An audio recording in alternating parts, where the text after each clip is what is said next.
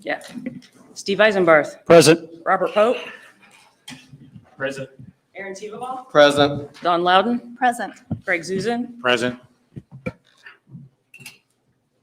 Next is consent agenda. We have the check register from October 14th and the minutes from October 7th. Any discussion? If not, would someone make a motion? I move we approve the consent agenda as presented. Second. Great. Julie? Aaron Teveball. 4. Steve Eisenbarth. 4. Robert Pope. 4. Don Loudon. 4. Greg Zuzan. 4. Okay, we are going to amend the agenda that was publicly put out there where the NOVA award presentation was omitted. And Jared, would you like to come forward and make the presentation?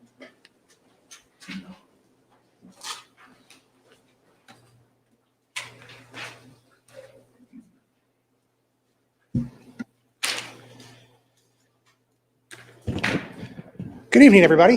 Hi. Tonight, I have the privilege of presenting our third Avon Nova Award. Jim, would you mind coming up here and joining me? Very excited, rushing up here as quickly as possible. Jim, come right here, my friend.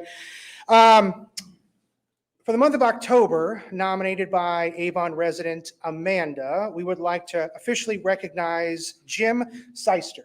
Seister, correct? Yes. Wonderful.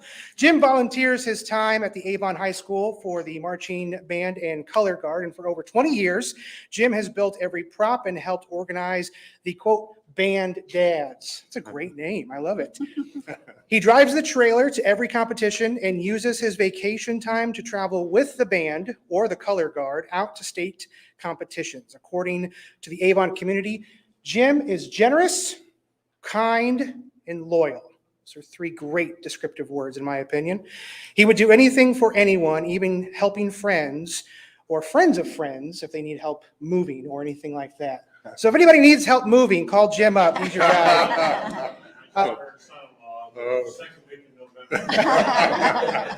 Anyone that has ever met Jim would be so happy to see him recognized tonight, purely out of his generosity. On behalf of the entire town, Jim, thank you for shining bright. Thank you for supporting Avon's band and family members. Thank you for being willing to serve the community in so many different outlets, and thank you for being a leader for the Band Dads. We present to you 2 small tokens of appreciation, a small award as well as a certificate. Thank you. Please, if you don't mind, a big round of applause for October 2021, Avon Nova's Jim Seister.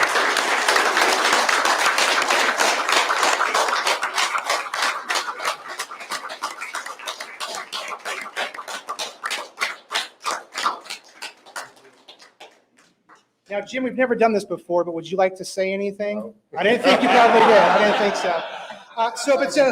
Yeah, please feel free if you want to say anything at all. Okay. If it's okay with the council, I'd like to propose a short 3-minute recess, just to take a few photos, and then we'll come back and continue with the meeting. Okay. Step right outside, out front.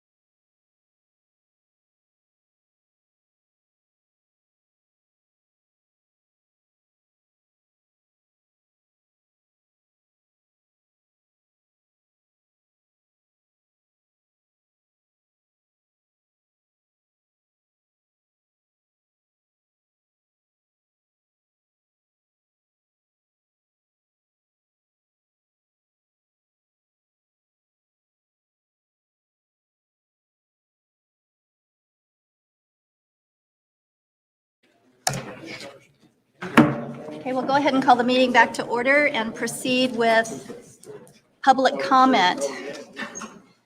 During the public comment period, the public may comment on items that are on the agenda that are not part of a public hearing or on a specific matter within the council's jurisdiction.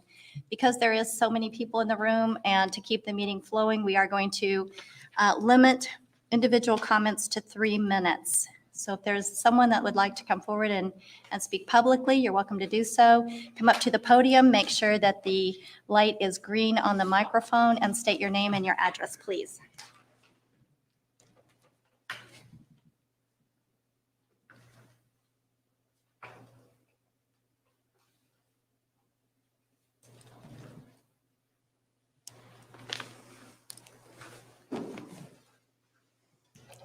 Hello, my name's Philip Myers. I live at 9688 East County Road 100 North, which is across the road from the Brookstone Subdivision proposal. And I am here to request that you deny this proposed Brookstone subdivision for several reasons. One is for a lack of transparency in what is being proposed. This is being called a PUD, a planned unit development. However, it does not meet the definition of such a development in the town's comprehensive plan, nor in any other definition that I can find. Two, the current proposed subdivision is in direct conflict with the current land use in the area. The homes that are currently occupying and are in the midst of the proposed subdivision are on large lots, and as such are very much different than what is being proposed. The ground in question better suits a large lot development. Three, backing up a multitude of these small lots with their accompanying houses up against a working farmstead is not only just poor design, but it is also asking for trouble. More conflict. The people living in what appears to be the crown jewel in this proposal, because of its prominence along the roadway, will be looking at the backside of a large number of the other buildings, whose main selling point seems to be Disney-like farmhouses and black windows. 4, 2 people lost their jobs because of a difference in vision for what Avon should be. But here we are looking at yet another proposal, which is the same sea biscuit this town has been swallowing dry for the past 20 years. If you want something different, you have to step up and stop accepting whatever gets thrown at you. Because of the misnomer of what is being proposed, the conflicts in land use between what historically exists at this location and the redundancy of what is being proposed, I urge you each to deny this request. Thank you. Thank you. Is there anyone else that would like to come forward and speak? 3 minutes? Yes. I'll start my timer. I'm Fred McCracken. I live at 9624 Lomax Drive, Avon, Indiana. I'm actually in the township. So my backyard, as I've mentioned before, will be against this, against where the entrance comes in. I'm representing the HOA for Avon Trails, and I'm representing my 4 adjacent neighbors who will be adjacent to the entrance. We're firmly for this this proposal. Hope it gets approved. It'll have it'll improve our property values. It doesn't really cause us any real issues. It gives us an opportunity to tie our trails into the greater county trails where we'll be able to walk to Costco, hopefully. So they've made, last time they were here, they made several proposals. They were going to support the Lutheran Church, and they've actually added to that. I've talked to people over there. To the south side, they've taken care of the people who are adjacent to this ground there. And behind us, The key thing we had was the county drainage plan. Now, I'm fully cognizant of that. I did a whole engineering review of it. And we brought before, we're concerned that the town was coming up with their own drainage plan, but they tie together. And so the commitments Pulte has made is that they'll do the proper things to tie it in. Now, we do have a couple of lots that are being negatively affected by the runoff from the farm. It's causing severe erosion in the drainage easement across our backyards. That's going to be repaired in the next year or two if we don't get the type of development that's going on here. This resolves that. Entering Avon, I see, again, 4 buildings that are falling down, have their roofs slid off. So my view of Avon, it's a very deteriorated, slummy area with that. That's all in the area to be taken care of. Now, the owners of that property will probably not do something about that, but that will make it a lot nicer as you drive into Avon and see homes that are being maintained. The Williams Farm is being maintained, all those things, but we'll get rid of some of those eyesores in the community. So all those things are the positives. I'm the only one representing the HOA tonight because we have other legal responsibilities going on, and this is our night to discuss with lawyers and other things. But we're in favor of it. It blends in with us. There'll be trails, again, that we can tie into, which I think support the overall community to have that walking ability and travel ability of trails all over. And we're able to tie into several things. There's a couple of spots where they're still in the township that there's not sidewalks or anything, but we abut to all those, and we hope to be able to tie through that as things develop in the future. So I'm hoping you do the right thing. I'm hoping that my time's up. So that you do support the owners of the property, allow them to sell it, and allow it to do some improvement for Avon. Thank you. Thank you.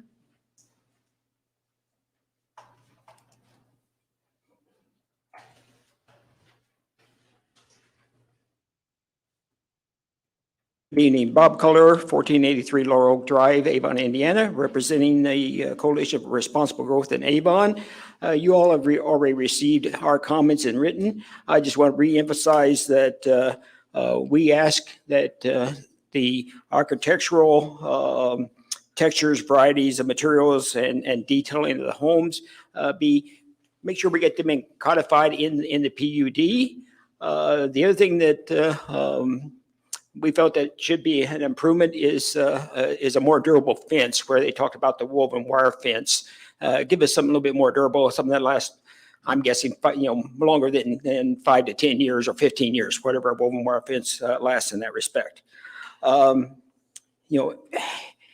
your deliberation, I want to again emphasize that we want to make sure that the entrance is adequate for the needs and for traffic flowing in and out, as well as, is this the best use for the land, which we have discussed before. Thank you very much.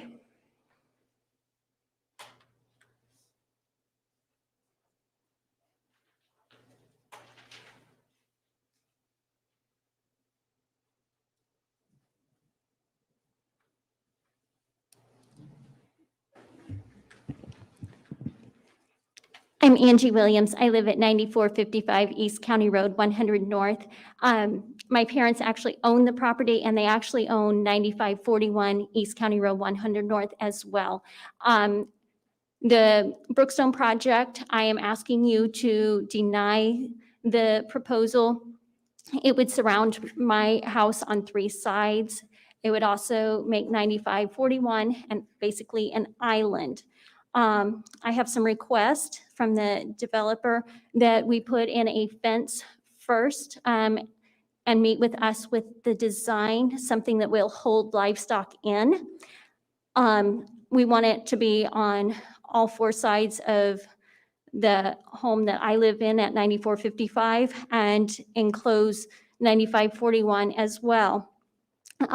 We also have concerns with drainage. As farmers, we're kind of experts on drainage. We do work with the drainage board. Mr. McCracken mentioned the erosion from the farm, which was directly caused by their own subdivision, Avon Trails. because Avon Trails and the Brookstone Development were once all one farm owned by the same family. When Avon Trails was built, they broke the tiles that would drain Brookstone. The Lutheran Church also did quite a bit of drainage damage as well. I have concerns with the entrance to the subdivision. I do not want any of my yard taken for the right-of-way for a turn lane, nor do I want any of my yard taken to widen 100 North. My main concern is there might be some eminent domain issues involved. I also have concerns with so many houses that Brookstone has placed so close to our property line. I have met with sheriff's deputies on a regular basis. I work at school and I'm on fall break right now, so I have a little chance to notice more crime. Filed 2 police reports last week. Our average is at least 2 to 3 reports a week, but for the most part, we don't even file reports because the deputy stops by my house every day. We have issues with trespassing, vandalism, and theft, and almost every single instance is traced back to Avon Trails, Camden, or Brownstone as they leave stolen goods behind on their way back to their houses. We have a lot of kids congregating on our property, especially during fall break. Green spaces are nice in Brookstone, but that doesn't give the kids something actively to do like basketball courts or a swimming pool. You have approximately 80 acres to work with. We would hope that Pulte can do that on their own 80 acres and not disturb any of our trees, shrubs, or yard. And finally, it's been a blessing to be on this farm. We've had many memories, and many community members and other farm families have shared in these memories. Coming to this meeting tonight is almost like a funeral. Our family is involved in farm organizations across the country. We have had numerous phone calls in the last couple days supporting us. The farm has taught us love, faith in God, and respect for life and others. It's been a place of life and death, planting and harvest. Sadly, many, even in this room, seem to be motivated by money rather than the values that have been learned on the farm. There's many community members who have spent 4 generations on this farm. Our family came here in the 1940s. It was a pleasure to do business with the Daly family that owns Brookstone. Angie, are you about to? Oh, It's not fair to others that. oh, sorry. And as the sheriff's deputy said last week, each new house is a nail in a farmer's coffin. Thank you. Is there anyone else that wants to come forward and speak?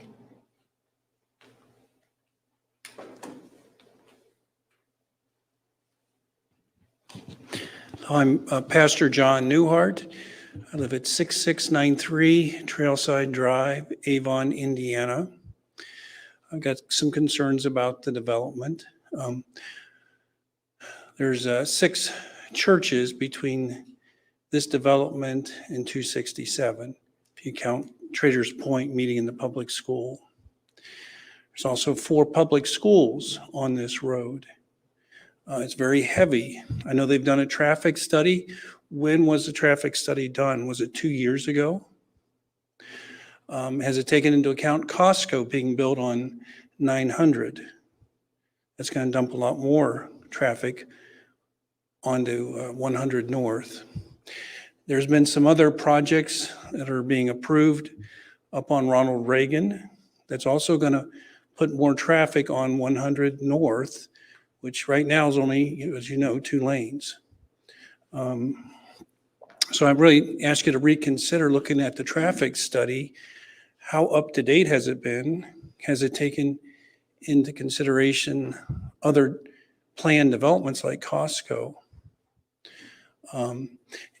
Also like to consider the fees that you're charging the developer per lot to contribute to the road development, the eventual changes to the roundabout at 900, that'll have to be changed eventually. I know that in the past, we've charged, Avon's charged that amount. but doesn't mean we can't look at it now and reconsider what you charge the developer, because he's putting a lot more traffic on there. Also, I don't know the justification for the reduced lot sizes. It's less than the minimum, as I understand, of Avon's minimum. And so what is the justification for them to put houses in there with less lots? I also agree with the farmer. The Williams family would strongly ask the council to consider they put restrictions on the developer taking out any of the land of the farmer. He bought 80 acres. There's plenty, I mean, the developer should be able to develop his property. It's 80 acres, but they shouldn't infringe on the farmer's right away and take his property, including his frontage. Some of the land they're taking, they've leased and used it for the sheep. As you know, wool is a natural fabric. If you're environmentally friendly, you like sheep because it does provide us with, so we have a decrease in our sheep production now. So just some things to consider for the council. Thank you. Thank you.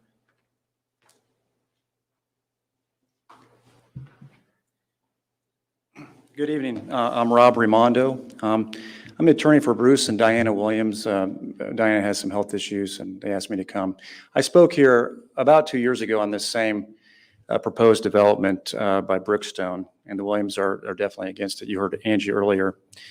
I've reviewed Pulte's plans and I've seen their changes, which are mainly a slight reduction in the number of houses. So they're going to go from 180 so houses to 150 to 160 houses. And they're still going to slam them into about 80 acres. That doesn't solve the density issues that I see. We're talking about lot sizes that are vastly substandard to what R1 and R2 call for locally. Why? Why would we do this? Why would Avon bend and change this standard? Is there some need, some pressing need right now? Is there some pressing want? Why would you do that? They've come to you. We didn't seek them out like, hey, we need this or we want this. I get it. Change if you need or want something. We don't need or want this to be substandard. Avon is known. I live in Montgomery County, and I know what Avon's known for. Nice houses, robust yards, beautiful homes, beautiful settings. Why the heck would you slam these into 80 acres? They can change the facades and the stonework and that type of thing, but why bend? You know, I was in Judge LeMay Lucan's court yesterday, Hendricks County. I think it's Superior 5. I can't remember if it's 5. Dan, is it 5? And I'm sitting in the gallery, and there's some attorneys there. We're waiting for our cases to be called, and there's a young prosecutor, and she was talking to an older attorney. And we're waiting for the judge to come in, and the attorney says to the young prosecutor, she says, did you ever find your house that you were looking for? She said, well, my husband and I found this great house. It was beautiful, a huge house. She said, but the yard was so small. The yard was so small. She said, we decided not to get that house. We chose a different house and a different development, had a nice yard. You know, she's the type of young professional that you want located in Avon. And you can gussy up these houses all you want, but they're on top of each other. She said to the older attorney, she said, you know, I wonder why they do that. Why would they build those nice houses so close to each other? And the other attorney said, money. Money. So you guys are in charge of what Avon looks like. I just represent the Williamses. I feel like this is a mistake for the community, not just for the Williams, not just for the other people that have spoken. You're compromising when you don't need to. Thank you. Thank you.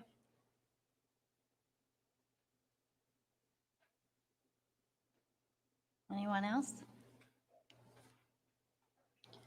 Okay, with no one coming forward, we'll close public comment and move on to department head updates.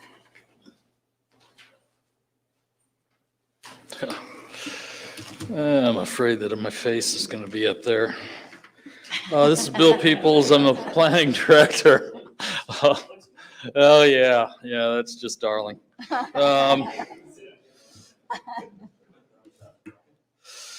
Jeez, oh Pete's. I guess I'll try to move this along. Last month, September, we did have about 75 total inspections conducted by code enforcement. They were able to close 31 cases. We do have 44 still ongoing. Of those 44, I think that most of them are new. Board of Zoning Appeals did meet in September, had 2 cases on the agenda, Misty Eyes Animal Center and Raising Cane Chicken Fingers. Misty Eyes was an extension of a condition that would allow them to continue to use a gravel parking lot until the road in front of them is improved. The Plan Commission did meet in September as well, and they had 5 items on the agenda. 2 of those were continued. That was the Unified Development Ordinance and the Althoff Homes PUD. The Avon Landing Industrial Primary Plat did receive an approval, and then the Arize Commercial District and the Brookstone PUD are on tonight's agenda for your final determination on that one. This month, the Board of Zoning Appeals is in fact meeting across the street in the town hall, in the town court. They have 2 items on the agenda, a pool setback variance and a sign at Smoky Bones. Don't anticipate any real trouble with those. The Plan Commission is meeting on October 25th. We do have 3 items on the agenda, 2 of a planned unit development and a zoning. You've heard both of these before. They've come to you as part of the zoning requirements. It's Althoff PUD and the Althoff Homes Kilcarney rezoning.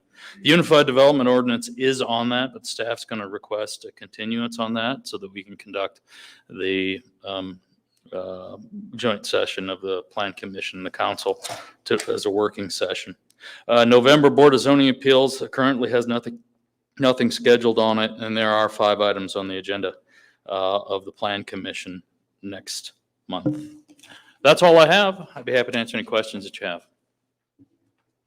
Thank you.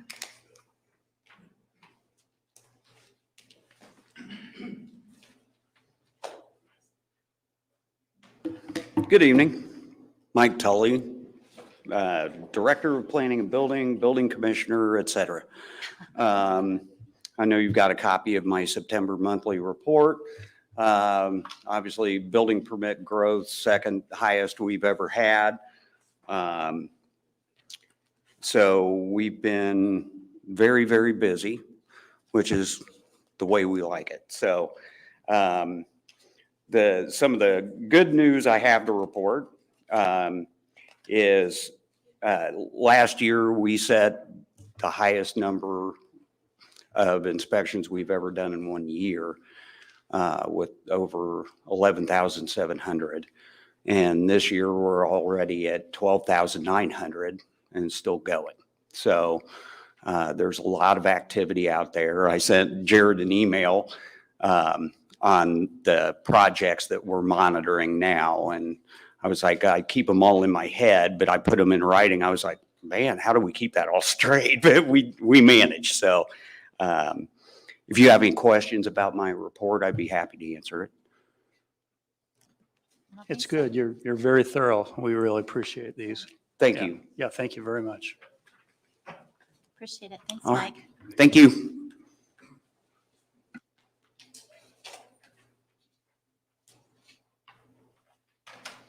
Steve Moore, Public Works Director. We've received 4 proposals for the design of the roundabout at County Road 900 East and Angelina Way, and we're reviewing those at this time. We also received 10 proposals for Public Works consultants. Our striping project is nearing the end. We got all the long lines in, and we're dropping back and getting in the stop bars and things like that. Crack sealing is done.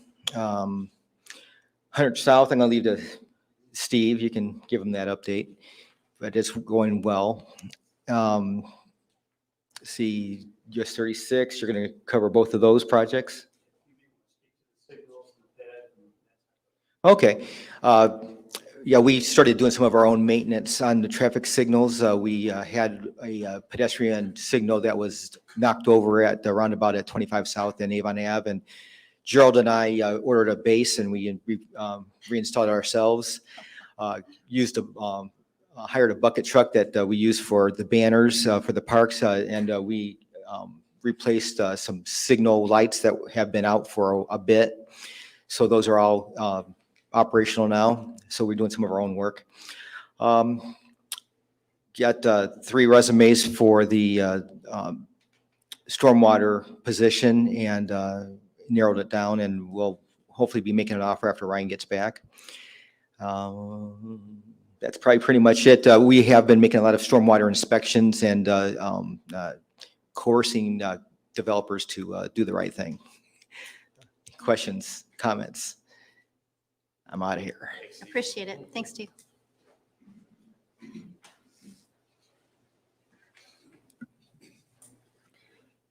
Good evening, Sean Stoops, Chief of Police with the Avon Police Department. First, let me say thank you for recognizing Jim Seister this evening. As a fellow band dad, I've been trained by Jim, so to speak, and we really just scratched the surface here tonight of what that man contributes to the community. So thank you for doing that. Avon Police Department's hiring process is nearly finished. The Merit Commission will convene next week to certify the final hiring list. We talked about the low turnout rate for the applications, and I think our final list is going to have about 12, at the most 14 on the list, depending on the adoption by the Merit Commission. So it's not as good a turnout as we've had in the past, but that is a trend we're seeing across not only the state of Indiana, but in several states in the nation. Detective Tajay High has been working with the Indiana Crime Guns Task Force now for a few months. Since the inception of the task force, they've made 198 state arrests, 29 federal arrests. They've removed 235 firearms from the street and submitted thousands of weapons and ammunition casings to NIBIN for comparison and classification, which has produced 1,665 leads into other serious violent criminal investigations, not just in Marion County, but in all the surrounding counties as well.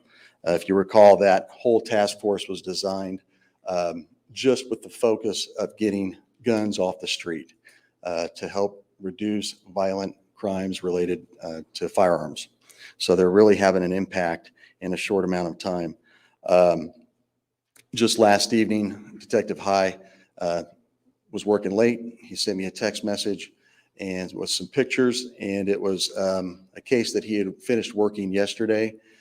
He seized about $23,000 in cash, a pretty good quantity of narcotics, and 4 guns, and a case that he had worked on his own. So he's kind of on his own now in the task force, and he kind of produced all of that lead information to get those results that he was able to get yesterday. 6 of our 8 new police vehicles have finally arrived. I know we've been trying to get those since last year. We had the honor to drive those back from Fort Wayne, and I think everyone that drove one can attest that they're very nice, and we're very appreciative of the council and the town to allow us to have such nice equipment. Deputy Chief Nugent and I both attended the Emerson Society Summit. The Emerson Society Summit is basically, it's a meeting that you're invited to by Bill Westfall, who we're going to have some training with here coming up at the end of this year and the beginning of next year. And it really was a great leadership summit. Brian and I were both very humbled to be in the same room with so many really, really top-notch leaders from across the nation. And it was very, very good to share stories and information and get ideas and bounce stuff off of them to help bring that back here to make our agency in our town even better than what it already is. Avon Police Department will be supporting 2 fundraisers this weekend. The first one starts tomorrow and goes through Saturday. It's Xander's Memorial Scholarship at the AJAA fields. There's going to be, I think, 30-some softball teams that have participated, signed up to participate in this weekend's fundraising and tournament. The other is a fundraiser here at the town hall, which is ride, trunk and treat. And the proceeds from that, most of the proceeds from that are going to go to the Avon K-9 program. Construction on the police station is nearly complete with our building addition. There are a few minor items that have to be completed, but the delay is not our construction manager or their company. It's the vendors and the products themselves that they're kind of waiting on. I think we're seeing that trend across the board everywhere. So hopefully that'll be finished pretty soon, and we'll be able to move in there and start using that part of the facility. Be happy to answer any questions. Thank you. Thank you, Sean.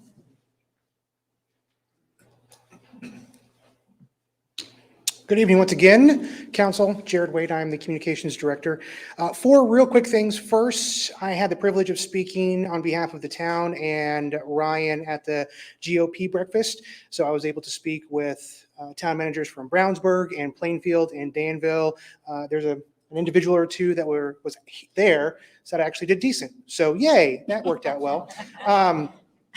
It was great to meet just people from all across the county and be able to chat with them and get to know them a little bit better. Second, the online videos that we've been doing, the live at lunches and the casual chats, I was just recently able to work with the school system on a nice back and forth conversation, getting very positive responses from the community, good insight, good information. The library reached out today, and we're going to schedule a time to connect and get them involved as well. So we're eager and excited to get as many facets of Avon involved in that as possible. Third, the website is in full swing. Design meetings have happened, so a brand new website is coming to Avon. It's going to have amazing notification systems. So if you want to be text messaged or emailed when upcoming meetings are happening or events, that's going to be possible. It should be launching somewhere in the February, March range of next year. Last but not least, we do have a new local celebrity. Dennis the Zebra is making his way around Avon. It's really neat to just kind of watch the community embrace something as simple as a little balloon and get them excited about visiting local businesses. So local businesses, if you're watching and you want Dennis to pop on out and just make a visit, reach out and let me know. But way to go, Avon, and the community supporting support, which is really, really neat. Happy to answer any questions that you might have. Can't think of any. Thank you, Jared. Thanks, Jared.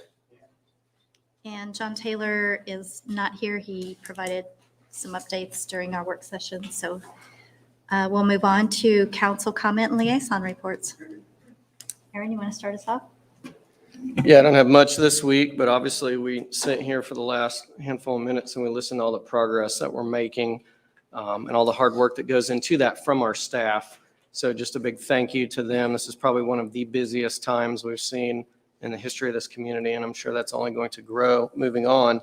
But obviously none of that is possible without everyone here on a daily basis. So really appreciate all their help and hard work. Thank you. Just a couple. There we go. Went to WCCD meeting last week. Nothing major from them. Earlier today, attended the township board meeting. They finalized their 2022 budget. They are closing on Pock Park, their newest park, next week. The fire department, this is kind of some great news here. The fire department recruit class is now has some recruits from both Zionsville and Lebanon. Thought that's kind of neat that they're coming all the way out here to Avon. And as well, Station 144, just like our police station, is running into some delays with supply chain issues that might cause a delay on the opening of that station, but they're working through it. That's it for me. Thank you, Greg. Oh, we had a redevelopment meeting this past week. We talked about 2 developer-backed bonds that we're going to be discussing here, one at the Avon Logistics and then the other one at Avon Landing. Certainly echo what Aaron said. I applaud everybody, all the employees here, our department heads. We've made some changes in the last couple of years and they've been nothing more but positive. So that's a good thing for our community. And then lastly, I just want to recognize Rick Meyer. Rick was the owner of Business Leader and the Icon. Rick passed away this past week, and so we've lost a shining light in our community. He was a hard worker. He stood up for small business, and he recognized a lot of people. So if you have a minute, just look it up. But, he was a great friend as well. So we'll miss Rick. That's all I have. Thank you. Steve? Just one more thing for Steve Moore. He did mention about some of the locations of the signals and the PEDs, but, Steve has spearheaded this idea of just getting a bucket truck and take care of things so we can have quick responses, which is great. So I really appreciate that, Steve. And again, yes, the town staff, you're all doing just a super job. We sincerely appreciate all the hard work you're doing. I had a resident from Oak Bend come to me just before the meeting here and wanted to thank the town for fixing the stormwater problem that's been going on for years out there. Before, we didn't have jurisdiction of it, but now for the stormwater utility, we could.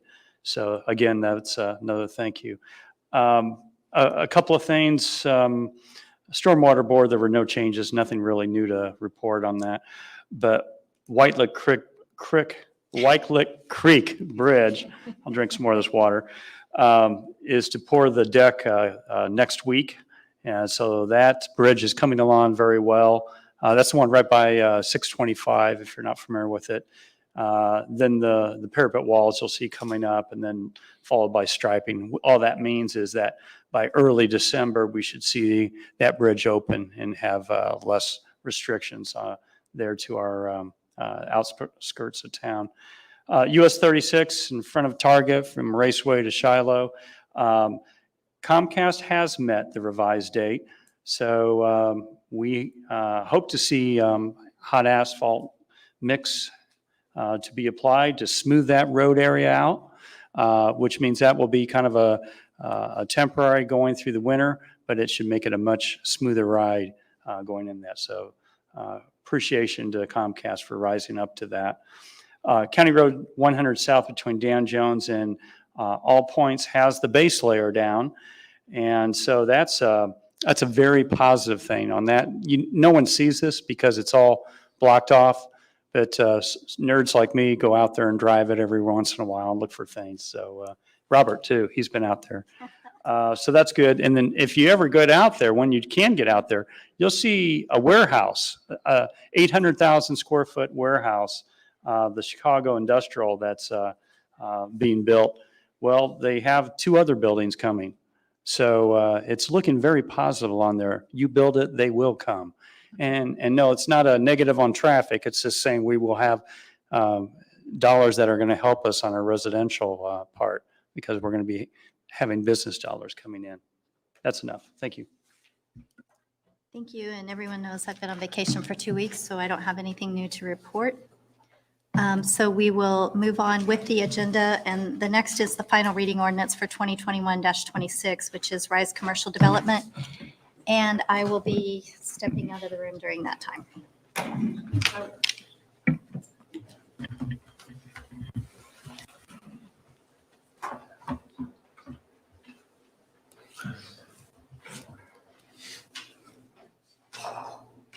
Good evening, members of the Town Council. I'm Bill Peoples, the Planning Director for the town. This is a request to rezone 12.38 acres from several zoning classifications to the I2 zoning district that would allow the property developed with a sort of flex space land use. This is a land use that typically consists of several buildings, and these buildings are each sectioned for multiple tenants. The tenant spaces typically have an office space, a warehouse space, and serve as transitional spaces typically for small business, although large businesses do use these spaces for storage as well.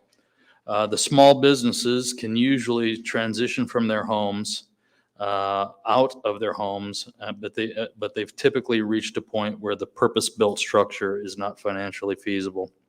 And so they use this type of land use as sort of a step up and step towards a much larger business.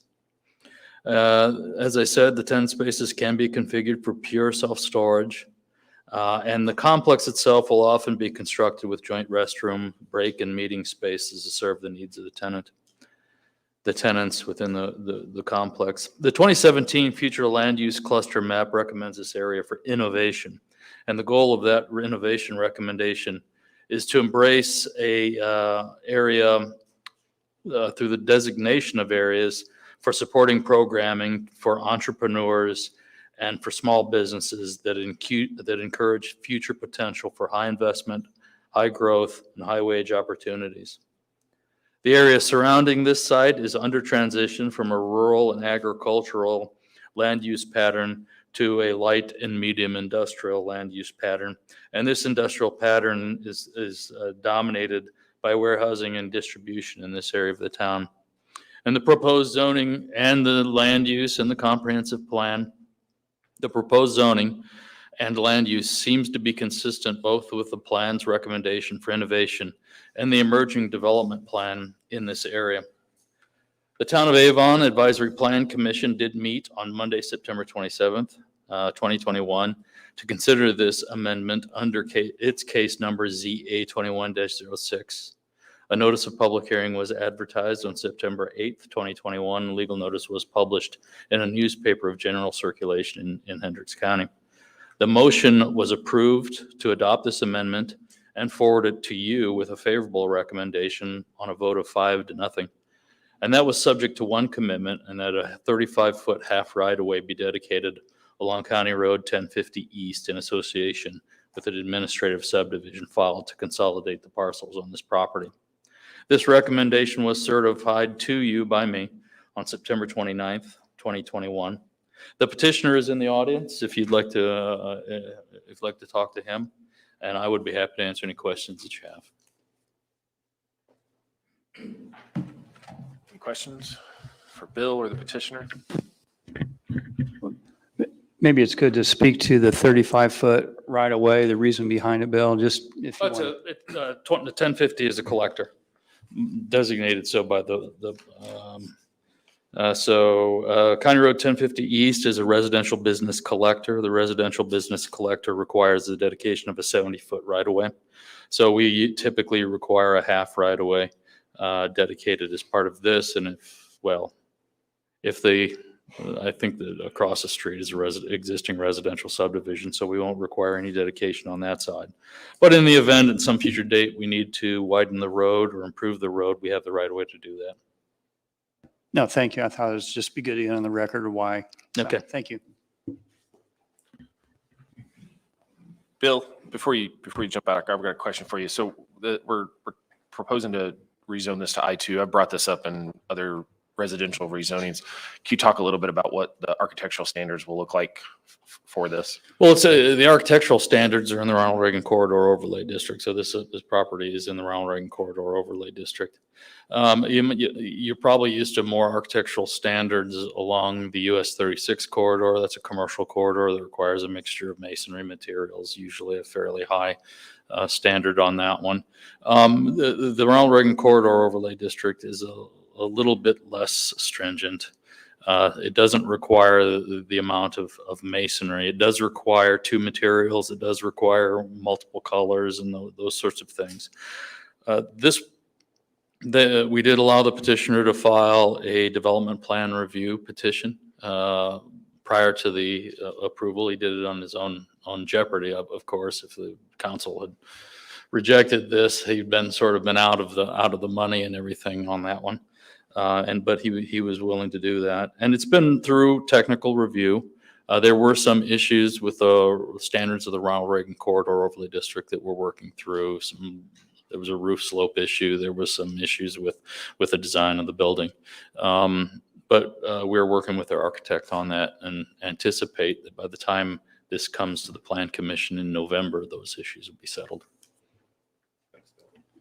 Bill, I have a question for you. Is there going to be a road cut on Ronald Reagan for this development? There will be a road cut on Ronald Reagan, and there will be a road cut on 1050. But the primary access to this property will be off of Ronald Reagan Parkway. The cut off of 1050 will be emergency ingress, egress only. So it's not going to be a general cut. It's going to be sort of a second means of ingress and egress for fire access. So will that intersection then line up with the intersection, and I'll call it the Lazaro property on the west side? No, but that intersection, there will be no cut through the median either. So it's going to be basically essentially right in, right out at that location. So help me then, where Lazaro's road cut is on Ronald Reagan, where will this one then be? A little bit south. Yeah, a little bit south. There's not going to be a light there, is there? At the Lazaro property, yes. At this location, no. So would the entrance then be a right-in only going north? Yes, is it there would be gonna be a heading cut north. across It'll the be right in, median? right out north. Because there won't be a median break at this location for the land use. Thank you. Yep. My name's Jim Sapp, 8070 Castleton Road, Indianapolis. I am the owner of Arize Commercial District and the developer. This will be our 12th Arize Commercial District. We are an accelerator and an incubator to small businesses. There'll be about 125 businesses at the location after 2 years, and we'll bring about 400 to 450 employees. However, they're never all there at once. So we're okay with a right in, right out. Most of our businesses, they just store things from Verizon to McDonald's to Joe's Electric. They just come in, put something in the warehouse, and they could be gone for 2 weeks or 2 months. So we're okay with no cut through on Ronald Reagan. It's about a $10 million investment over 2.5 years. We will meet your standards.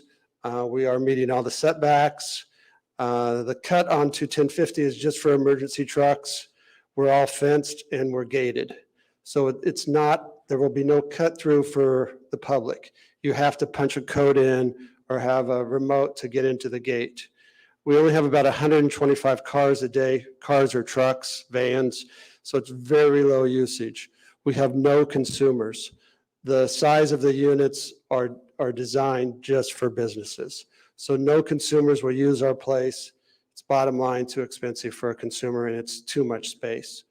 There'll be about 16 buildings. It's all drive up and 129,000 square feet when we're done in 2 years. We do build in phases. We're combining 5 parcels and we're going to replat that. So any questions, I'll be glad. I'm hopefully ask for your approval and we can get started next year. Can you do us a favor and kind of give us an idea or of the progression? We call this a transitional area. The way I understand it, these are people that are coming out of their homes and need more space. And then so then they move into this location and then maybe over a period of time, they need a larger facility. And I thought I heard someone say that they stay within a 3.5 mile radius of this location. We're 12 years old. We started in Castleton. We have a facility in Noblesville that I work, Noblesville and Greenwood, where I worked with Bill. The rest of them are out of state. History shows us that most of the tenants come and stay with us 3 to 3.5 years, and then they move out to some bigger facility, and that's usually 3 to 5 miles. So it's very likely they'll stay in Avon and build a bigger building. So we incubate businesses and help them grow. We have conference rooms, we have forklifts. There's some pictures that he's putting up now. That's the Noblesville location. We'll have stone on the front, EFS and steel. There's be about 125 garage doors in the back, but nothing is visible from Ronald Reagan or 1050. The only thing you see from Ronald Reagan is something like that. So they come, they rent for, a year to 2 years, and then they usually move out. We have a few people that have stayed with us 12 years in Castleton, but most people leave in 3.5 years or so. We've heard some people say that if these things don't fill up, it's like self-storage units. Do you agree with that? I totally disagree. Castleton has 30 people waiting, 30 businesses. We've added on 5 times. I own 8 operating facilities from Toledo to Cleveland. They're all full. We're first to market. Nobody's doing what we're doing. We're reasonably priced, and businesses enjoy the security, the gates, the business offices, and the forklifts. So we have not run into any vacancy. Through COVID, we grew. Smaller businesses, home service businesses are growing, and that's who rents from us. Thank you. Sure. Anybody else? No. I ask for your approval tonight. Thank you. All right. Thanks, Joe. Any further discussion? If not, entertain a motion. I'll make a motion. Make a motion that we approve ordinance 2021-26, the request for Arize Development as presented. Second. We have a first and a second. Julie, we take roll call? One question, please. Within this approval, Bill had mentioned that 35-foot half of right-of-way. Is that included in here? Yes. Yes. Okay. That's all I have. Thanks, Greg. Julie? Greg Zuzen, 4. Aaron Teveba, 4. Steve Eisenbarth, 4.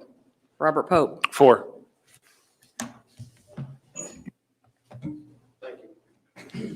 Thank you.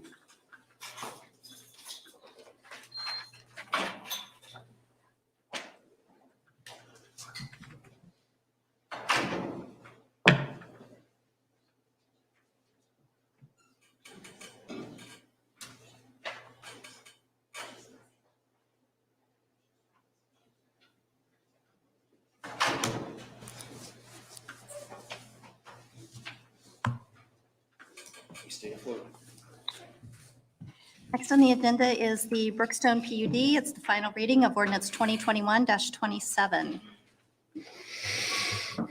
This is the Brookstone Planned Unit Development. And this is a request to rezone. Oh, this is them. All right. I thought you were going to like zoom in on me more or something like that. Request for a rezoning of 81.046 acres from R1A and R2 to the Planned Unit Development zoning classification to provide for the development of this property into essentially a single-family residential subdivision. The total developed area of this subdivision would result in about 152 lots. Those lots apportioned between two distinct types of neighborhoods, one called the Crossing, one called the Landing.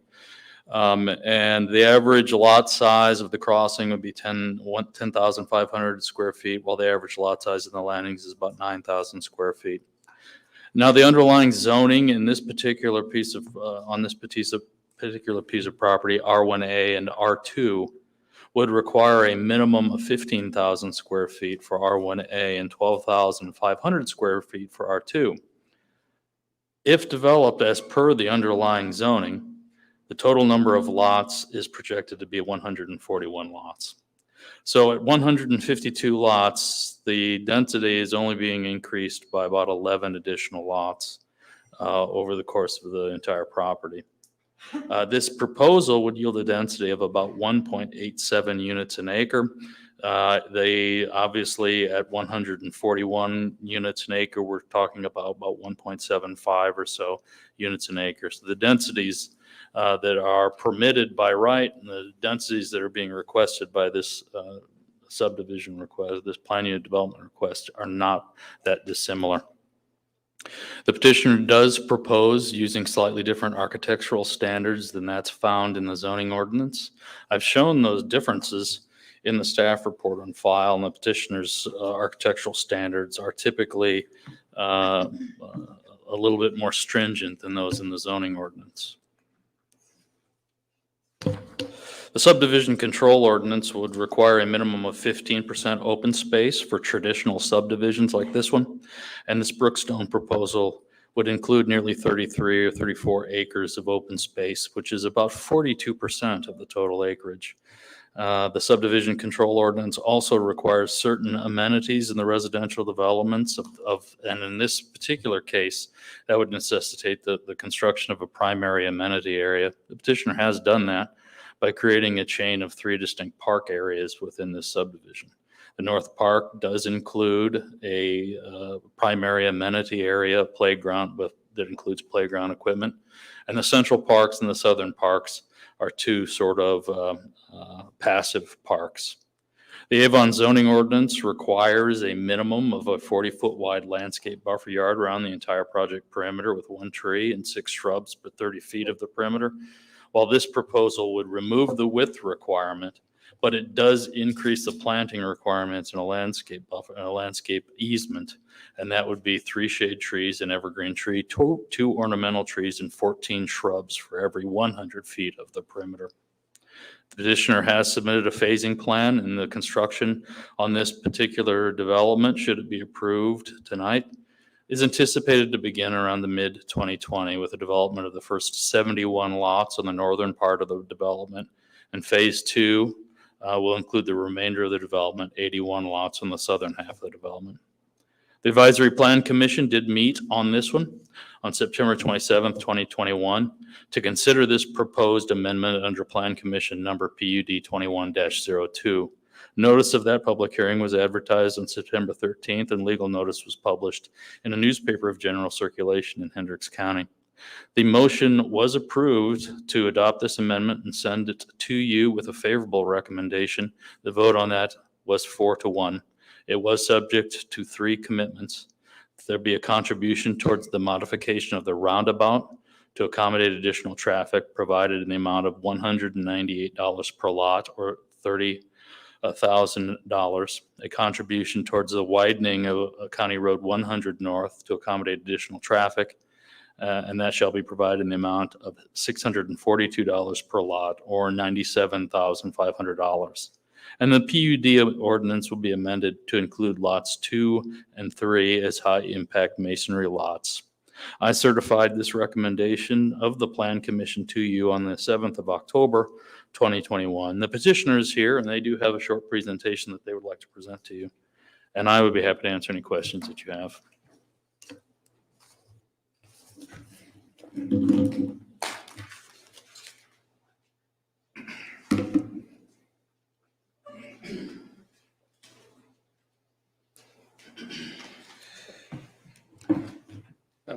Good evening. For the record, David Compton, Vice President of Land Acquisition, Pulte Homes of Indiana. Appreciate the opportunity to be here tonight in front of you to talk about the Brookstone Development and make a short presentation.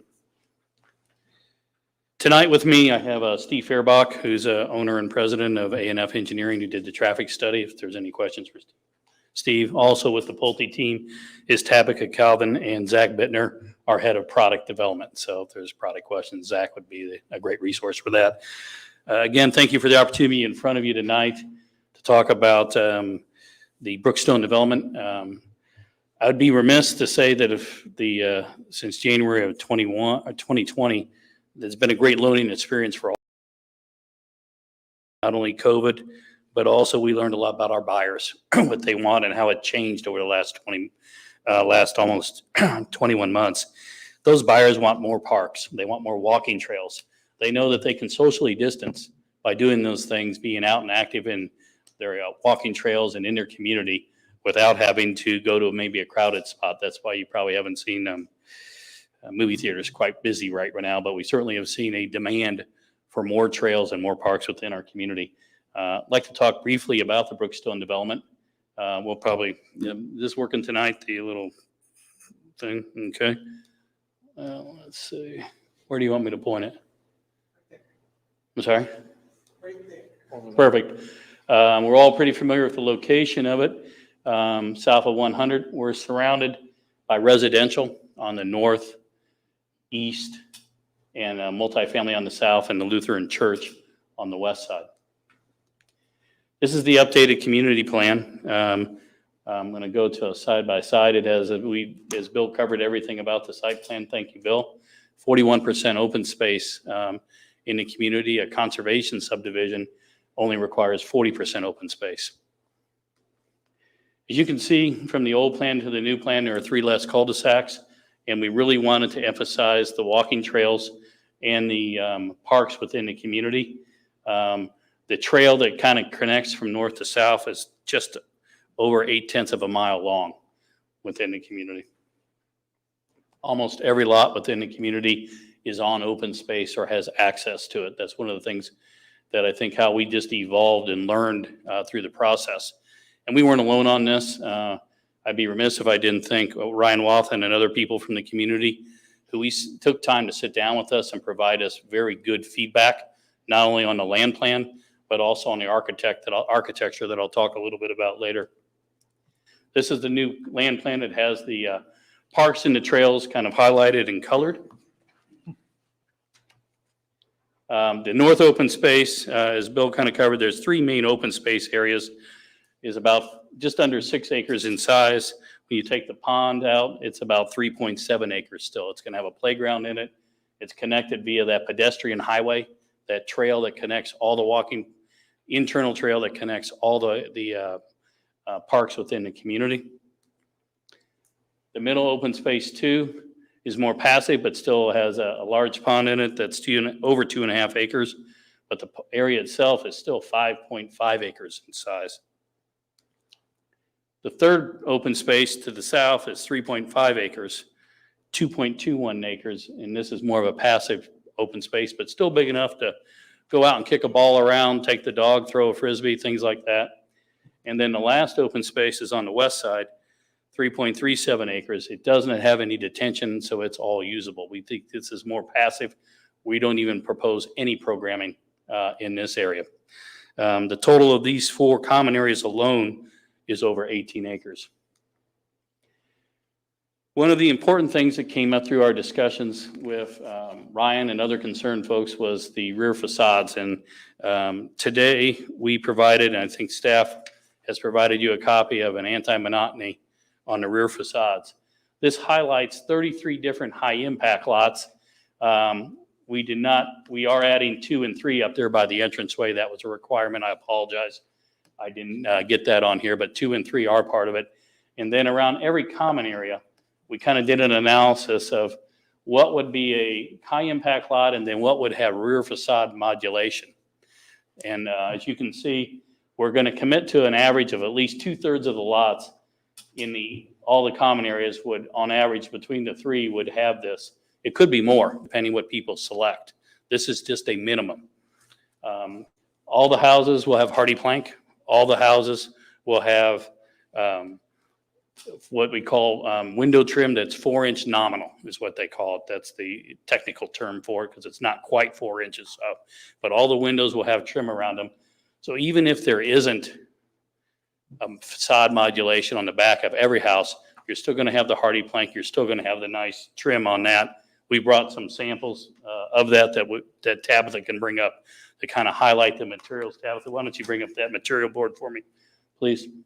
And so there's a zoning commitment that matches the rear elevation that has been filed with staff and will become a permanent commitment that staff will be able to enforce with Pulte. Here's an example of the streetscape. You can just stand up here. Thanks, Tabitha. So this kind of shows a sample of the hardy plank, what the trim will look like, and some of the shake that'll be done. All of it being that hardy. Hardy plank is a company name, but it's cement fiberboard is the best way to say it. And all the homes will have that on it through the process. Here's some renderings of the product, the 2 series. We believe that the average sales price in the community will be about $400,000 between the 2 product series. Going to cheat my notes a little bit here. Currently, just for reference purposes, the average sales price in Avon as of September 21 resales for the last year to date was $295. So we're going to provide, we believe, a nice move-up community, about a little over $100,000 more with distinct homes in 2 different series. Here's the other series, the landings. A question came up at Plan Commission. I just want to take 2 seconds to talk about garages. In both series, I'm an F-150 guy. I've got the crew cab, and everybody always kind of wonders, hey, can you park that in the garage? It's 19 feet 6 inches, by the way, with the crew cab and the full-size bed. Our garages, as you can see, will provide for that kind of car to be placed in the garage. The house on the left has a 4-foot optional bump that comes with it. All the lots will allow that on the landing side. What's nice about that is that's where the bikes go. That's where those trash cans go with wheels on it, so you can still fit 2 cars in the garage. The house on the right allows you to have storage behind it and also pull in. There's one floor plan that's 19 feet 3 inches in that series, but you can do a 4-foot bump on the front. So you could again fit my F-150 in the garage. So garage storage space was a concern that came up. This is the second series, the Crossing series. There are 5 floor plans in the Crossing series. 4 of those homes series have this storage built in right in the back, which is great for a workshop. Again, you could store a boat in there, but also put a big SUV or my F-150 in there. The 5th plan of that actually has a 3rd car garage. So it doesn't have the storage in the back, but has a 3rd car. So I think it was a good question about, hey, how do we store our cars? We're going to be hanging out in the driveways. Will they fit in the garage? Interior finishes, that's another thing that's been very popular, as we see as part of the COVID and the changes that occurred in our buyer profiles. People are staying home more. We're seeing 2 dens. Mom and dad both want a workspace. I don't want to have to work in the kitchen if we only have 1 den. We also want a place for the kids to get away. Some interior finishes of actual models here in central Indiana. One of the things we've also tried to do is embrace different colors. Henry Ford said you could have any color car as long as it's black. For a long time, we as an industry said you can have any color siding as long as it's tan. And so we're trying to step out of our comfort zone, work with more colors with our buyers. Here's a farmhouse elevation. Some other elevations. This is a brand new color package that we didn't offer 12 months ago. And that includes changing from a standard color window, actually offering solid black windows in the community. We're also going to have an anti-monotony code on the garages, the garage doors, because these are front loads. Here's some color enhancements that we've done in a project in Westfield, just to show you another set of colors. So we're stepping out of our comfort zone. We want to have a different variety of enhanced colors on the houses. Here's some of the side exterior enhancements showing how that trim is going to really pop on the side of a house. Here's the facade variety code. And then we even got granular, and looked at it on how it would work on a curve, in the community. So I think that was important. These are all part of the package, all part of the public record that the town will be able to enforce with Pulte, along with the commitment that was filed tonight.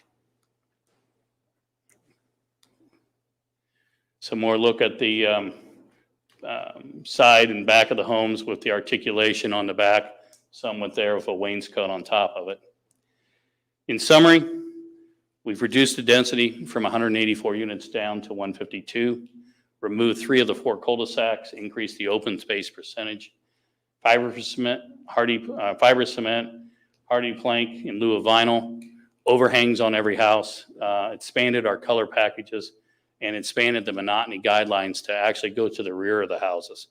So we're very excited about this. We spent a lot of time, and we think and firmly believe that this is a project that helps reset the bar for what's going to come in front of you in the future.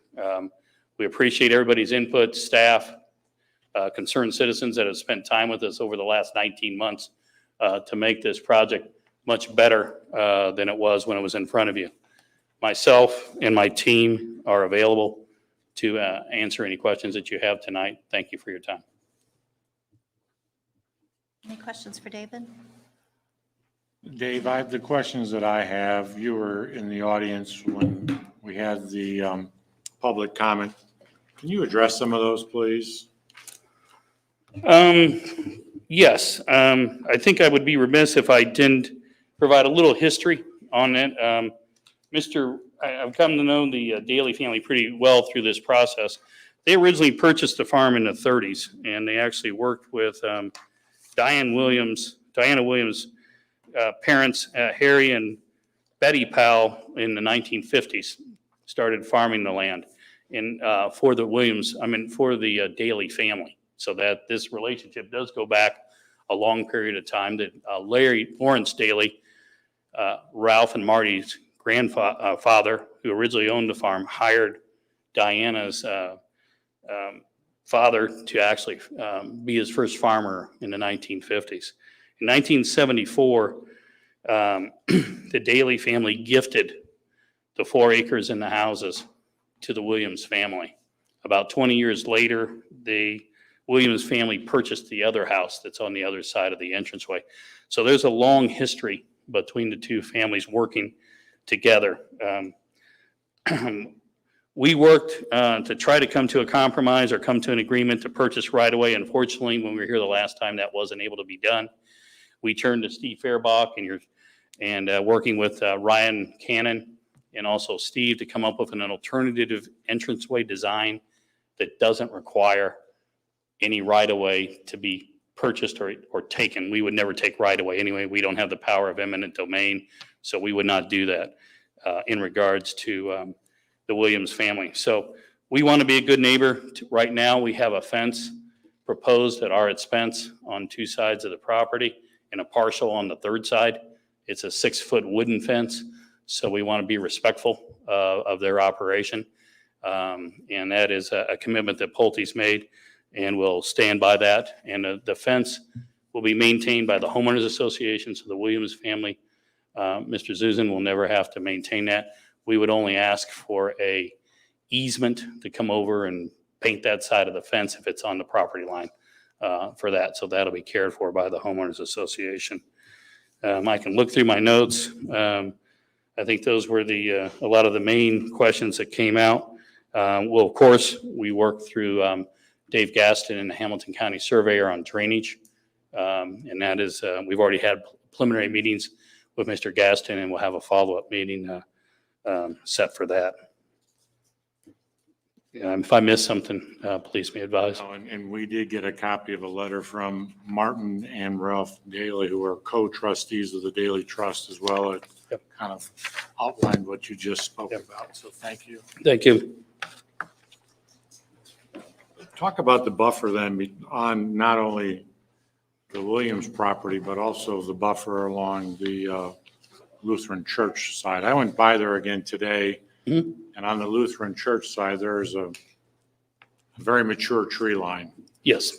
I'm assuming that will stay that way? Yes, we actually walked that tree line with the church. We've got that passive open space, which is open area number 4, where we have an even further buffer from the homes. We're committed to, in fact, I have it tentatively scheduled for the 27th to meet a certified arborist out there to walk that tree line and identify any trees are dead or diseased that we need to replace.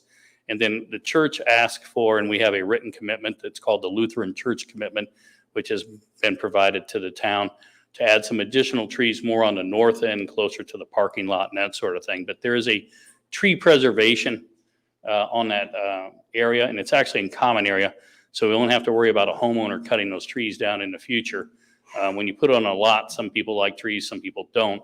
By putting a tree preservation easement like we've done, we'll make sure that those trees are always there. So yes, I think the church is very happy that where they wanted some additional buffer was on the north end, and we put that into a commitment that we have both agreed to, and then there'll be follow-up in the next 2 weeks. And then there was a comment we received about a 4-foot woven wire fence. Didn't seem to be appropriate for either. That was Lutheran Church side. The Lutheran Church was very comfortable with a new woven fence because of the density of the tree line. So woven wire fences are utilized in separating existing farm fields across, the country. It's pretty common. I'll go on record if the church changes its mind, since they're the ones we work the agreement with, we'll go to a vinyl clad chain link fence of the same height. But I think that discussion, Councilman, came directly from the church, is what they wanted. They were very interested in making sure we preserve the tree line, was a huge concern. Talk about the buffer then on the Williams side. In that area, our proposal was a 6-foot fence on the east side, south side, and then going up to the west side of the property to the point. Maybe I don't know if I can get back on the presentation to a land plan. There we are. Let's see, sorry. It'll take a second. Go to this one. On the west side, we actually have common area there now. And so we were taking the fence up to the part of the cul-de-sac there, Counselor, to where the northeast corner of the furthest lot, okay? Because there's a mound proposed along 100 North, okay? So I didn't want to run the fence north of the mound, but you can see from this aerial, the fence will go about parallel with the north barn there that shows up in white. So you're going to have a 6-foot fence that wraps around the property, gives them the privacy that they want for their farm operations, which we respect.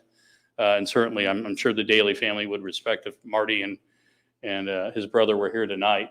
So that's how we're doing it. Along 100 North, we don't really affect the family in that way.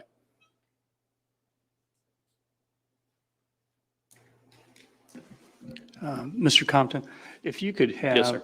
have your traffic engineer, Mr. Fairbach, speak to how he came about with Ryan, with staff on mitigating the right-of-way and keeping safety there. And also, Steve, if you could speak to the pastor's comment, concern about congestion and the timing of the traffic study, your background growth that you had in there and what that might impact and speak to Costco and areas and concerns in that, if you could. Sure. I'll talk about the driveway first. Typically, when you come up to an entrance like this, you would have a taper and then it would go into a tangent area for the decel area. Because of where the property line is, we can't get the full taper length in there. So what our idea was to go ahead and just take the tangent length, the full 12-foot length, all the way back to approximately the property line. So the reason that we do that is when you drive those tapers, as you get ready to turn right into the driveway, your car can't enter into that access or into that taper all the way in right at the beginning. In this case, though, because we're bringing the full length all the way back, your car will be able to enter into that right turn lane at a quicker pace. Now, we will put a white line in so it kind of tells people where to drive it, but that's kind of the way that can happen. Because if you're just driving a normal taper, because you're at 0 and then 12 at the end of the taper, your car can't get in there can't physically get into the whole thing until you're almost all the way there. So in this case, it actually acts as a little bit quicker to move people over and get in there. We can't get the full length in of I think it's 150 feet. I think we're at 140, 139 and a half or something like that. So we're very close. The traffic study, a couple of things important to understand about that was the original traffic study was done in 2019. COVID, of course, happened. 2019, our traffic study analyzed 199 units. Today, we have 152 units. So there's quite a few less units out there. When we took a look at what the recommendations were during the 199 units, those recommendations still stand and are still valid. So when we talk about making the roundabout at 900 a 2-lane roundabout, it's still a valid, even though we have fewer cars, it's still necessary or will be necessary in the future. Also, part of that study is we took the projections out to 2029. So we use growth rates in that area out to 2029. So we're very confident that because of our growth rates and because of the fact that we're down to 152 units instead of 199, our study is very, very valid. And probably, would it be fair to say with the past year or two that the growth rate would be conservative? Yeah, the growth rate is real close to your thoroughfare plan and things like that, so very conservative. Okay, thank you.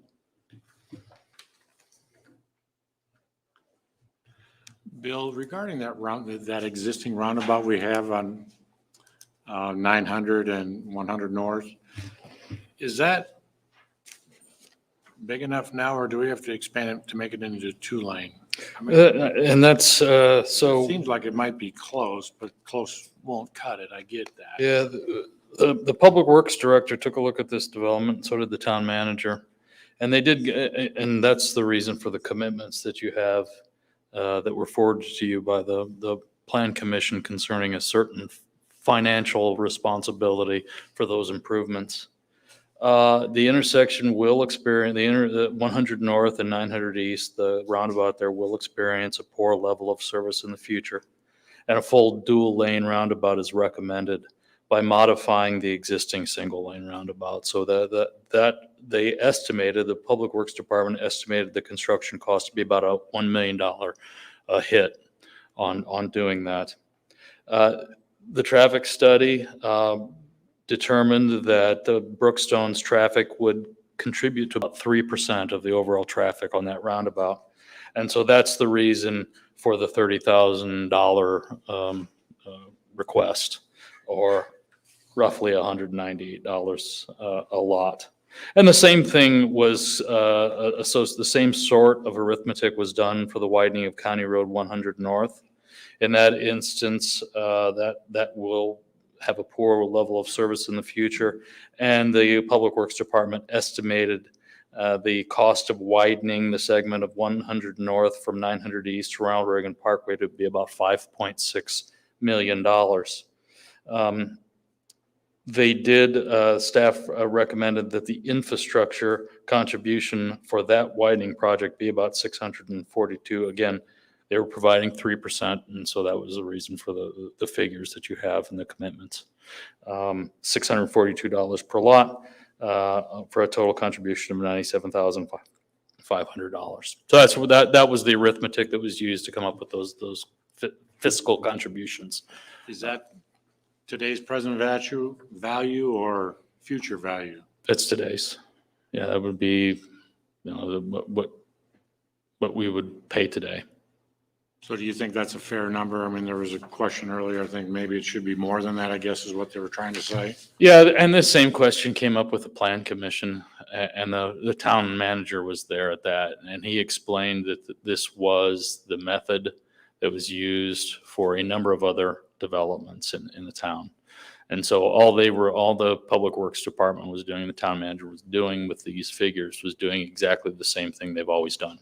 And so because they're not really deviating from standard practice, we do believe that it's equitable and fair. Thank you, Bill. Yeah. It's kind of normal.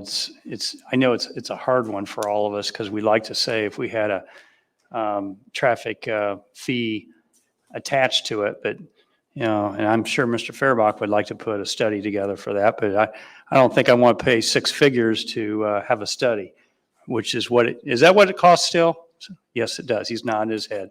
So, over $100,000 for a study to gain a little more. I think it's better to use the percentages that the methodology that the town's been doing. So. Yes, it's been the policy of the town to only assess the impact this development has on the intersections. I think that's what the law requires, not to fund the improvements.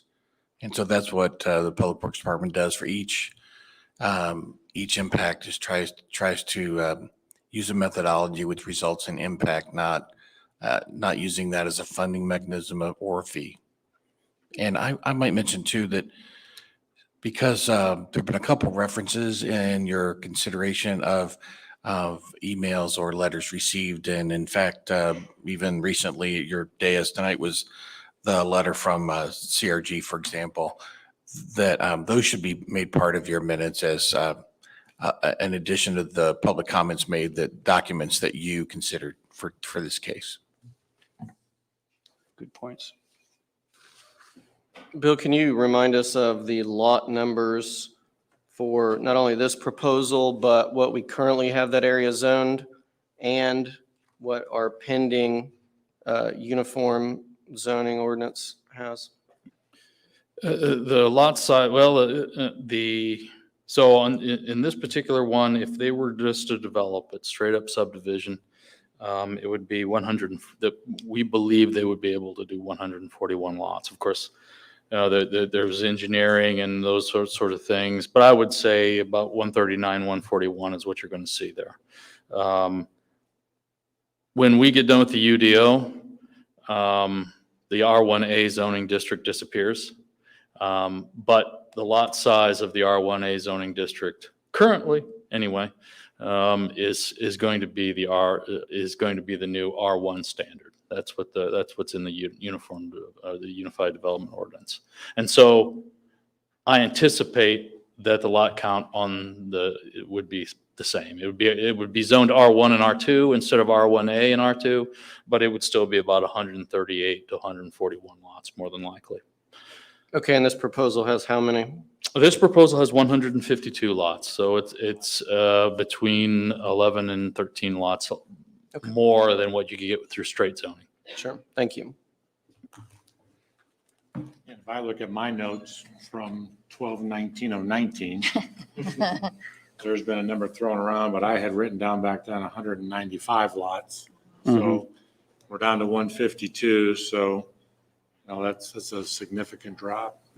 It's also phased, having the 71 at the north, like they mentioned, the remainder 81 on the south. It's responsible on that side. It's giving the growth, but it's also splitting it up. So the impact, so we could, the roadways can be built to accommodate it. I think, Dave, these are going to be some questions for you. So one of our residents had concerns about erosion. Will this development resolve those erosion issues within the property? Yes, we'll work through the town and their consulting engineer and also the county. So there's a double check, counselor, on the erosion, and we have to get both of their approvals. Even before we start pushing dirt on the project, we have to put a black erosion control fence around the entire perimeter of the affected area. So we start trapping sediment and erosion outflow when we even just start pushing dirt. Then we'll do erosion control, and there is we self-inspect also. Pulte has a third. Not only will the town probably do erosion control inspections, but we'll also have a third party look over our shoulder internally. It's a corporate policy. So no concerns about pushing erosion over to, say, the Lutheran church? All right, we're making sure we're not pushing off issues here. Okay. You mentioned anti-monotony for just building structure, and I don't believe I saw it. Is there anti-monotony on color as well? I just want to make sure that's included. Yes, it's part of that. Yes. Okay. It's part of the proposal and included in the PUD. Can you talk some more or speak on the rear natural articulation? Zach, you're here, maybe I would say there's how many of the plans already have it in that series? Come on up, you got to, can't sit in the audience. So Zach Bittner has a unique skill set. He's our director of product, but he also built houses for 4 years in the field. So if you've got a construction question, he's the man. So you want to talk about the landing series and the natural articulation on that?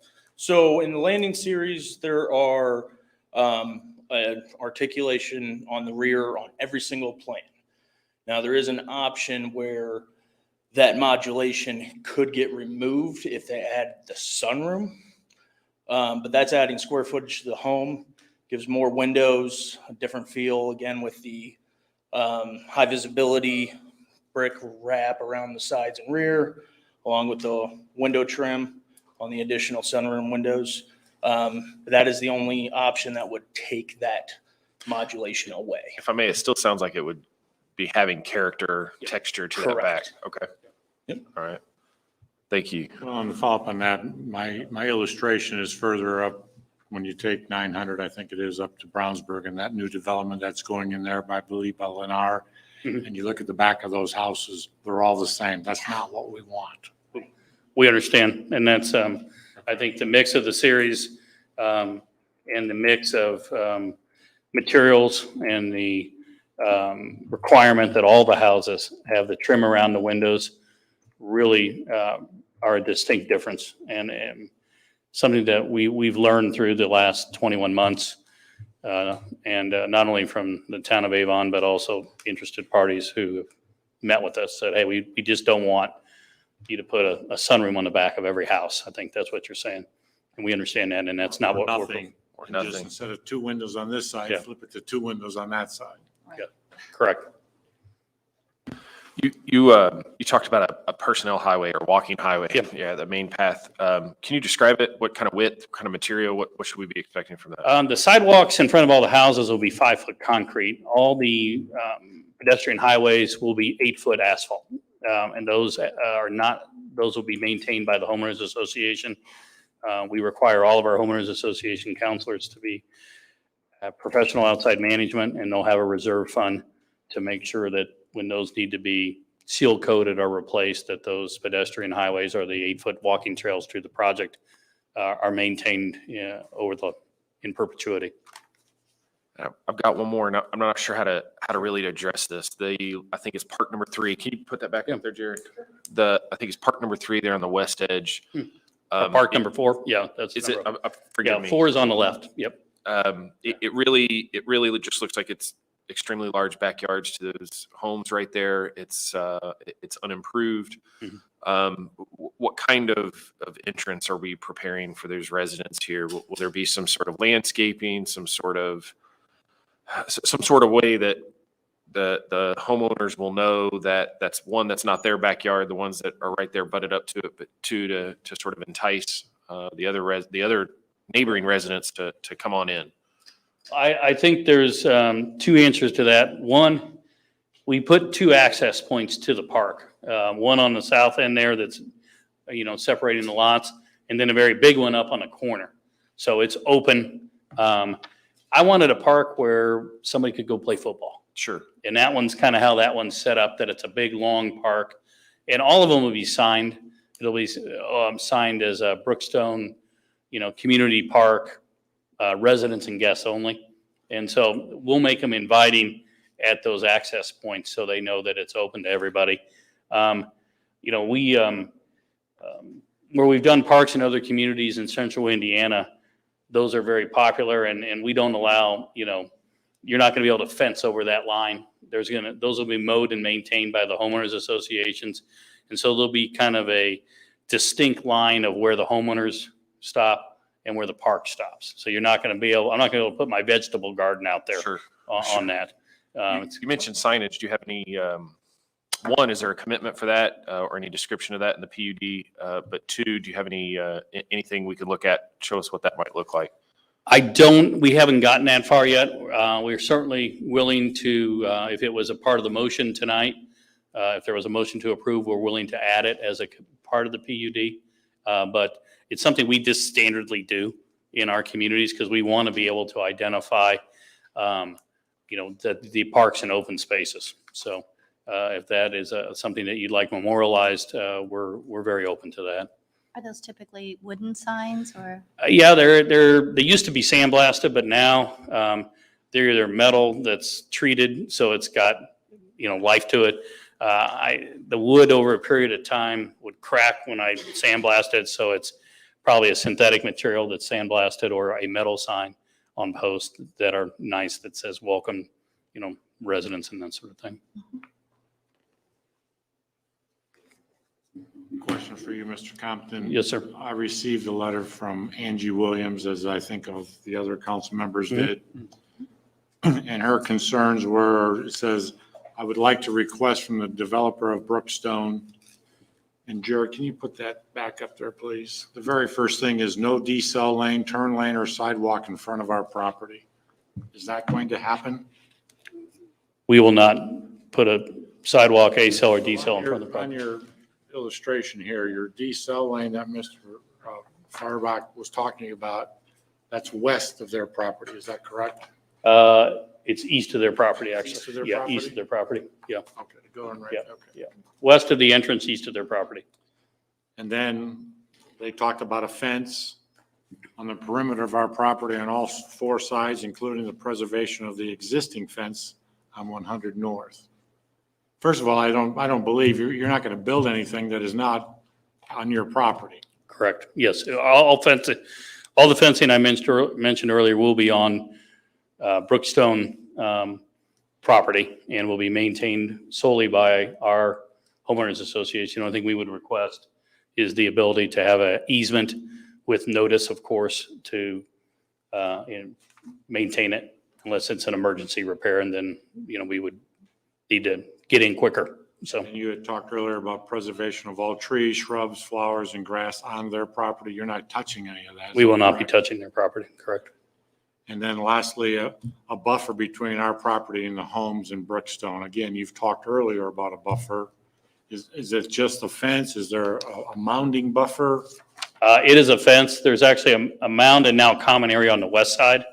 So there'll be both there, but there is a fence on the east and south side. Thank you. Thank you. Any other discussion? I have to say, I've been one of the ones to beat you up mostly on texture, character, those kind of things, and as well as the density. I feel like you guys have really done your homework on sort of addressing those. I think Aaron brought up the number of homes difference is rather small, yet I feel like we're getting some additional accommodations on what those homes will look like. I feel like this is, if we were to ask you to go to the straight zoning, I don't think we would get as good as a product as I think you're bringing with us today. Correct. I feel like you've changed my mind. We appreciate all the input we've had. Yeah, the open space is definitely exceeding what, as in the comments for CRG, it's 42% versus 15% that we have in ours. So the numbers are very clear on this one. It's good. The only thing I would like to say is if one of us is going to make a motion that we do have visit that farm fence upgrade if the church desires it. And I think that if someone makes a motion, that it also needs to include the 3 items that the Plan Commission, the exceptions or the. Yeah, I think Should that that was they in make. staff. I think we've got that covered in there. Yeah, the conditions proposed by the Plan Commission are in the ordinance already. Yes. Good. Yep. Yes, yes. Well, and we also got a letter from Ronnie Murphy, who lives in Avon Trail. And I went by his house today as well. And, you know, his house is right there where the stub street's going to connect, come in through that subdivision. And it's been there since, I'm assuming his house has been there. So it's not like it's a surprise. I live in Sycamore Creek right over here. And when I moved in, there was a telephone pole laying across the road that ultimately was removed, and that stubbed into Stratford of Avon.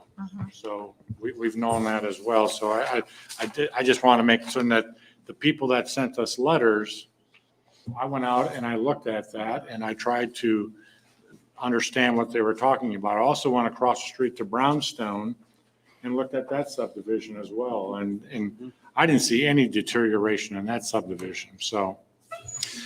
Could I ask, as you're thinking about, I mean, you can make whatever motion you'd like, but if you impose a condition relating to that fence along the west with the church, I think you have to make sure that you say it in a way that we can administer it.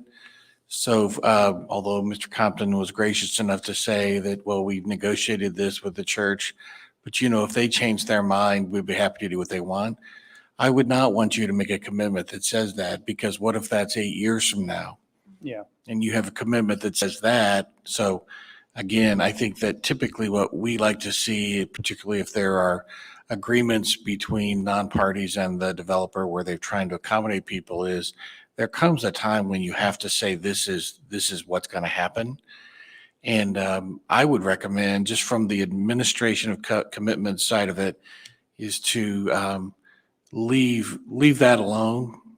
And if between now and the time that that this development takes place, there's some change of heart, you just can't deal with that forever. At some point in time, you have a project before you, and you have to do that. But I just would caution you about things that might happen in the future. That gets very difficult for Mr. Peebles to enforce. He doesn't know what you mean. He doesn't know what you meant. 8 years from now, he can't remember what you said. So he has to get out the minutes. So I just would caution you about that. If you make something like that, be as clear as you possibly can about when you mean. Thank you. That said, if there's no more discussion, if someone would like to make a motion. I just have one other comment. And the comment is that I encourage Mr. Compton to sit down with the Williams at least one more time. I'm not making that contingent upon this proposal, but I know they've had many conversations, and if they could try one more time, to see if there's something there between both parties. And if not, I'm fine. I just say that publicly. So.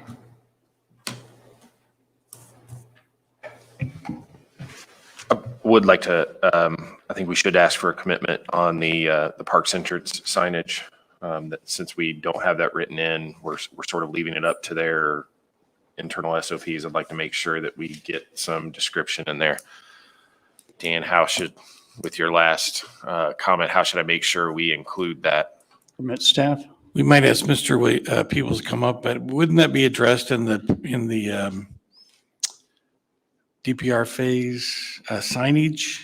Well, it wouldn't be, there'd no be DPR, there'll be a final PUD ordinance, and then it'll go to plating.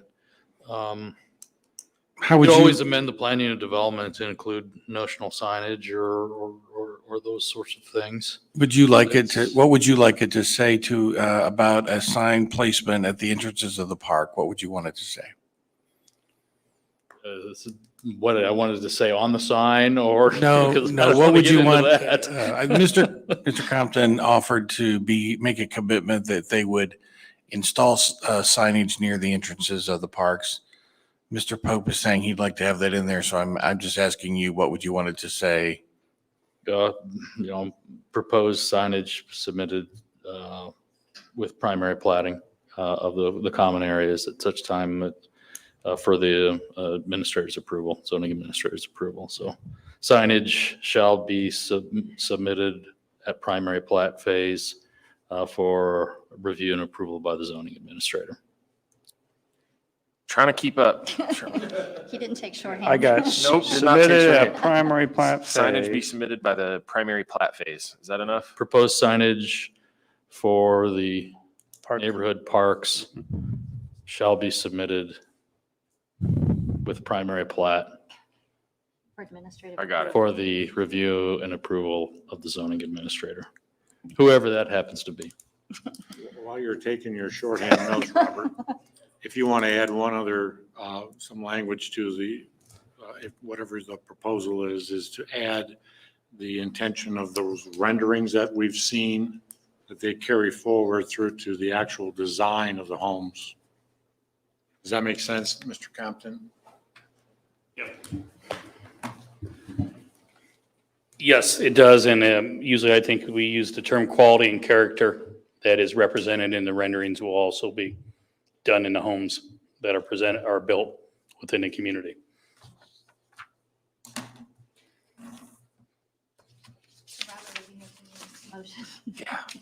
Yeah, Robert, you've been writing all this. I only got the one I threw in here. What commitments do we need to make sure we include in this? Do we have them just being on the record is enough? Or do they have to be included in the motion? Well, you can make a motion, say, including the commitment we discussed about signage and consistency with the renderings. That's specific enough for us to draft what you have based upon the record. Then I will make a motion to approve ordinance 2021-27, the Brookstone PUD, to include commitments that we've prior discussed and renderings. Carrying through to the. Carry through to the design phase. There we go. Just in case you want to amend that. So if we put a fuse on the farm fence upgrade for the church, in other words, if we put a time frame, would that make it okay for staff to administer it? Bill, would you be, if we added to that, farm fence upgrade, if church desires at zoning administrator's review within 30 days of acceptance of this, would that be maybe a? Oh, yeah, 30 days, that's simple. Okay. As long as, the comment is, of course, 15 years after the fence has been mangled in the. No, I Lutheran understand. Church wants it, that's what But I was wondering if 30 days gives you enough to. Well, Yeah. but I mean, what if they come back and say they want a brick fence? You see what I'm saying? I'm saying that today's the day you decide, and leaving it up to a third party who's not here in the future could present no problems at all or innumerable problems. And beside that, and not attributing anything to the church, because I know they've been before you and I have no animus toward them, but what if they hear that you gave them that blank check? You said it's whatever they want, and now they want a really fancy fence. Yeah, I see the wisdom of that. So I know your intention is to try to help them. backtrack. Forget what I said, and right now you have a Maintain the motion original out motion. there, Yeah. and I'm prepared to second that. Julie, would you take roll call, please? Robert Pope, 4. Greg Zuzen, 4. Aaron Teveba, For, Don Loudon, 4. Steve Eisenbarth. 4. Thank you for all your effort. Next, Dan is legal counsel report. I have nothing further. Thank you. Thank you. We have a second public comment period if someone would like to come forward. No one's coming forward. We'll close that comment period. And now we have council comment. Any council comment?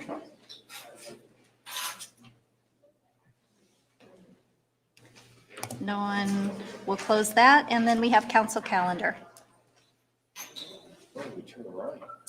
Okay, normally we would turn to Ryan, but I'll just go ahead and say our next meeting is scheduled for November 4th at 7 PM.